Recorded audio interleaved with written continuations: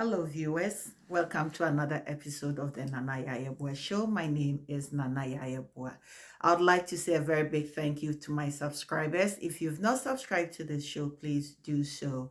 It is my intention to share narratives or stories of people making impact within our society.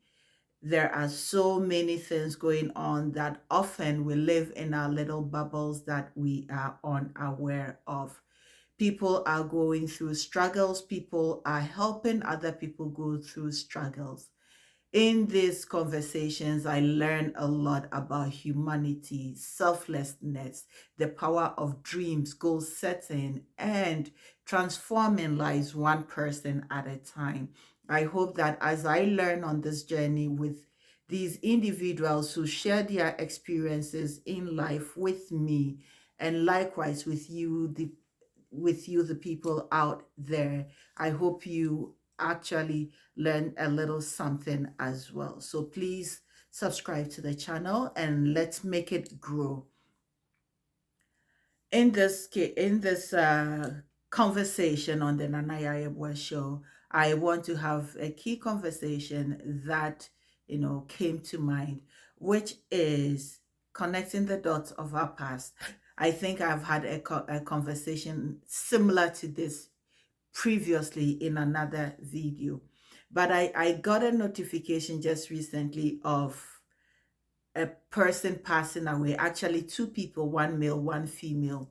The male is Horace Henricks, and he was a professor at the University of Toronto. He taught me Sociology 101 at the Transitional Year Program. And the other person is Karen Braithwaite. Karen Braithwaite taught English at the University of Toronto Transitional Year Program. So those that went through the Transitional Year Program at the University of Toronto, these are names that are synonymous with the history of the program. The program was conceptualized by these two individuals to give access to Black students who did not have access to university education. And likewise, as years went by, it opened up to indigenous people and also LGBTQ as well. So it looked at segments of the population whereby education in institutions such as University of Toronto or other universities were for the elite. I chanced upon the Transitional Year Program because when I immigrated to Canada, without writing my university entrance exams in Ghana, which was mandated then, of all the universities that I applied to, which I got into, University of Toronto was the only university that insisted I had my university exams.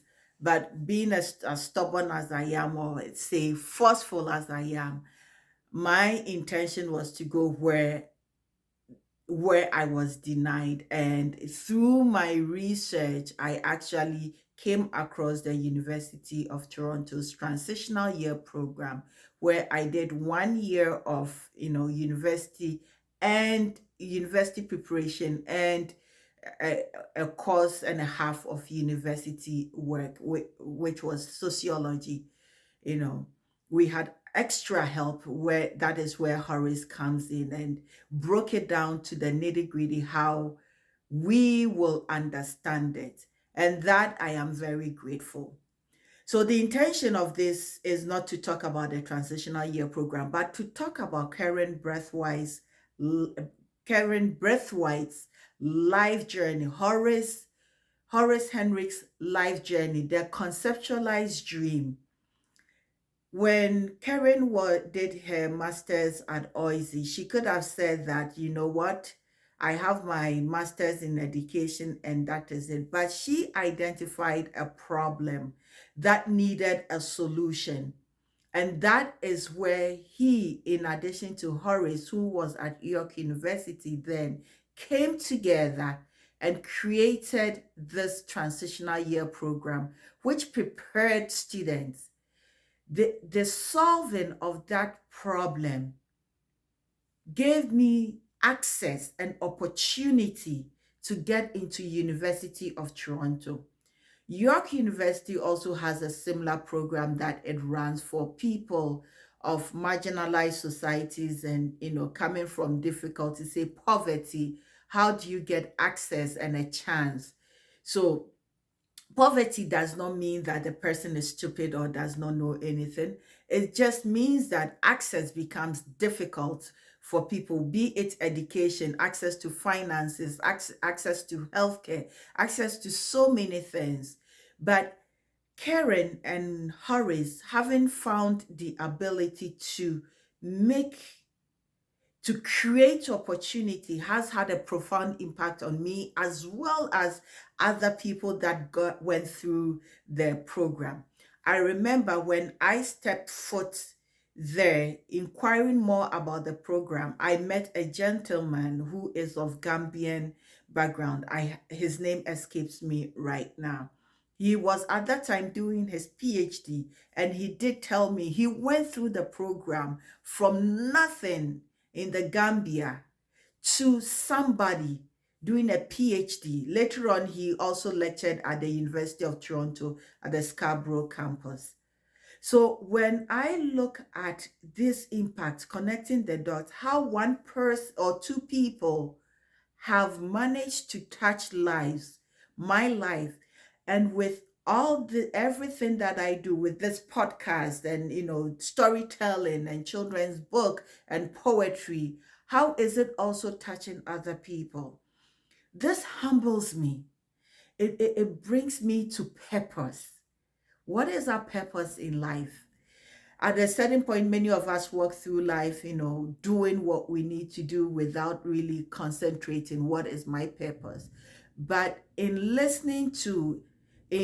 thinking about and reflecting, being introspective about the lives of these two individuals who who are no longer with us, it makes me really think about the impact that we can have on society, and that is positive impact we can have on society, giving hope to the hopeless, making accessibility for those who lack accessibility, creating leaders that can impact and transform the world. So in that case, I think I would say thank you to Karen and Horace, albeit they are no longer alive today with us. They have made a huge impact in my life. They have made an impact in who I am and who I strive to become in the future, making me more aware that this thing that I do with podcasts or the Nanaya Yabua show is not a child's play, but it is a necessary voice. It's a necessary voice to share stories, to transform, to educate, to inspire. It is very, very important to me that these people's life has touched mine among as much as so many others. And as we traverse through life, I hope that we will occasionally stop, think, and reflect on the people who have made it possible through their dreams, through their striving, to bring us to the point where we are. And as they have given us, we also strive to pass it on. Karen and Horace have created leaders, and these leaders continue to inspire others to become leaders, and their work is not done. I wish I had a magic ball to connect the dots of the past of so many people that they will touch and that we will also be humbled to touch, but I do not. However, I have faith that it is one of those things that we do not see or we are unaware, but as the universe and the creator works, we touch people and people touch other people. And those people actually, though we lose sight of them or we are unaware, we gain the positive benefits back, and the world becomes a wee bit of a better place as we go along. Thank you so much for listening and supporting the Nana Yayabua show. This show today is dedicated to Karen Braithwaite and Horace Henricks.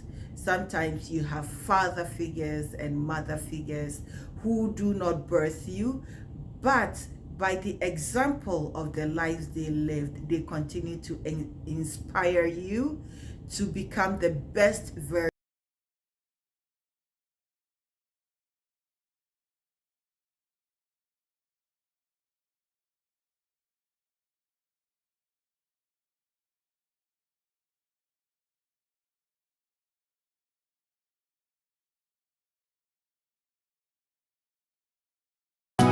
It may help you reflect and to become the person that God intends you to become. Thank you so much. My name is Nana Yayabua, and I will be coming to you this month of July with some beautiful writers, mainly from Nigeria, talking about writing. Thank you and have a blessed day. Bye-bye.